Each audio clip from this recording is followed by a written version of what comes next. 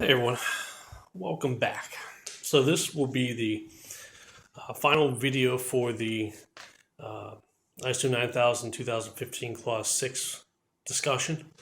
6.3 is the last subclause under uh, planning, and that is the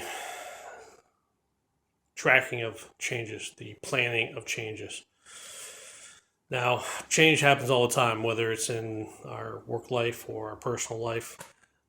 In theory, change should be easier in our work life because you should have a system in place to track change because change happens in everything we do, right? So, from a business standpoint, if you're interested in a quality management system and in following ISO 9001 2015, you have to have something in place to track that change. So if something comes from your customer or your client or maybe even internal, there has to be a way to talk about it, to discuss the change, to make sure that the change is controlled, documented, communicated, which is very important because oftentimes change happens and no one knows about it, and that's a serious problem. And I see it happen all the time.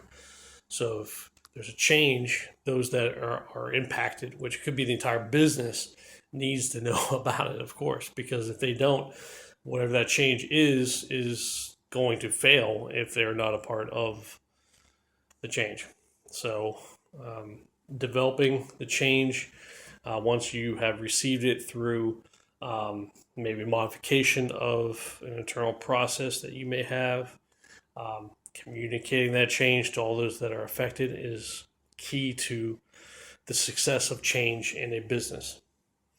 So just remember that 6.3 planning of change is quite important because change happens all the time and you have to ensure that it is planned properly, and communication is a big piece of that. So just remember that when something comes down the pipeline in your business and you handle it in a proper way. All right. And sometimes change from our customer and client might not work, and we have to go back to them with the reason why. That's why discussion is important. All right. So that's it for Clause 6 of ISO 9001 2015.